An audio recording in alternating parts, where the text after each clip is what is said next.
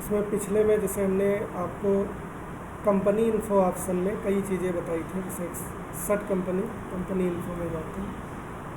Company info में जैसे एक सेट कंपनी वाला हो गया, तो जो फालतू कंपनी है उनको हम सेट कर सकते हैं, सिलेक्ट हो गया, क्रिएट हो गया। अब इसमें इंपॉर्टेंट ऑप्शन में आते हैं बैकअप और रीस्टोर। देखो होता क्या है, संसार नश्वर है, कोई भी चीज़ ख़राब हो सकती है, जैसे हमारे लिए इसमें हार्ड डिस्क जो होती है वो डाटा स्टोर करती है, और हार्ड डिस्क भी ख़राब हो सकती है, तो हार्ड डिस्क हमें नई मिल जाएगी, ठीक।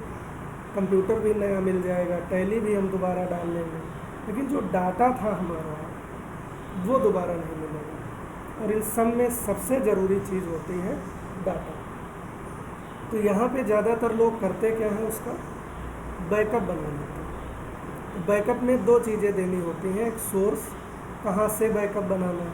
तो ज़्यादातर हमने कहा था ना कि हमारी कंपनी कहाँ पे रहती है, सी ड्राइव में, यूजर्स में, पब्लिक, tally.erp9 और डाटा में, ये सब कंपनियां बनी हुई हैं। तो वो पाथ जो है यहाँ पहले से ही रहता है। अब हमें देनी क्या रहती है, डेस्टिनेशन, कि हमको बैकअप बनाना कहाँ है।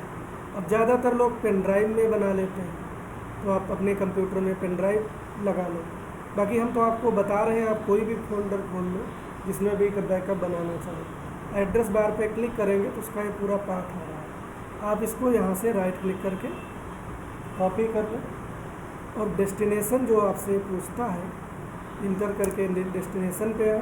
टैली में पेस्ट करने के लिए हमने बताया था कि अल्ट कंट्रोल और V, आप इसको पेस्ट कर दें, इंटर कर दें, तो ये पूछेगा कि नेम ऑफ कंपनी, यहाँ लिस्ट में किस कंपनी का बैकअप बनाना है। तो हमने जैसे कौन सी ले ली, इंटर कर दी।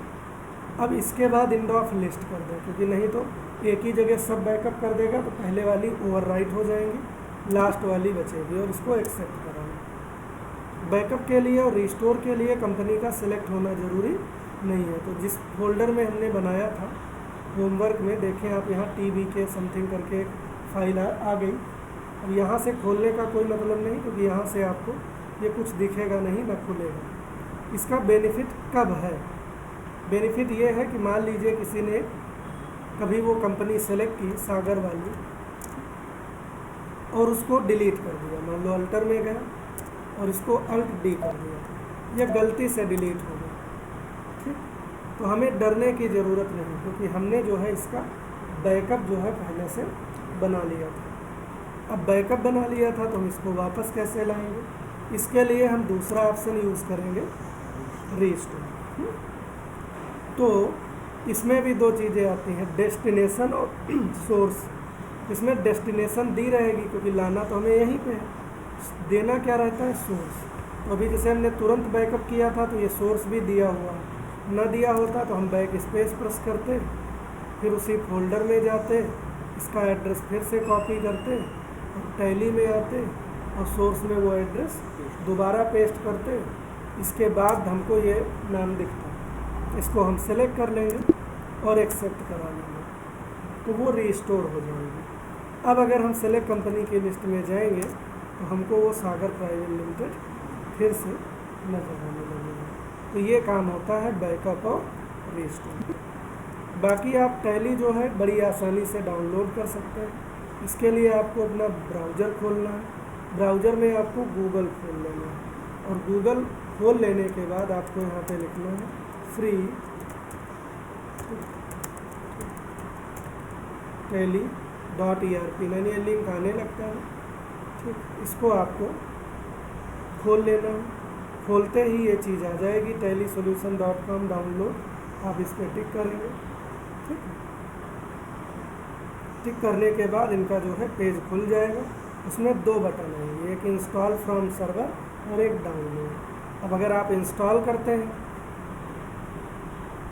वहीं से आप इंस्टॉल कर लेते हैं, जैसे इंस्टॉल कर लेते हैं तो वो इंस्टॉल हो जाएगी, लेकिन फिर अगर कभी इंस्टॉल करना होगा तो आपको फिर यहीं से इंस्टॉल करना पड़ेगा। अगर आप इसको डाउनलोड कर लेते हैं, ठीक, तो ये आपके कंप्यूटर में पूरा सॉफ्टवेयर डाउनलोड हो जाएगा, और ये डाउनलोड्स नाम के फोल्डर में दिखने लगेगा, है ना। क्योंकि हमने पहले भी डाउनलोड किया होगा, फिलहाल ये तो डाउनलोड शुरू हो गया, नहीं हुआ फिर भी वो डाउनलोड शुरू हो जाएगा। अभी हमने पहले डाउनलोड किया होगा, तो ये डाउनलोड फोल्डर में टैली ज़रूर पड़ी होगी, क्योंकि हमने इसको कई बार वैसे डाउनलोड किया है, नहीं पड़ी वही बात है, कहीं और रख लिया होगा हमने कट करके, सॉफ्टवेयर्स में रख लिया होगा।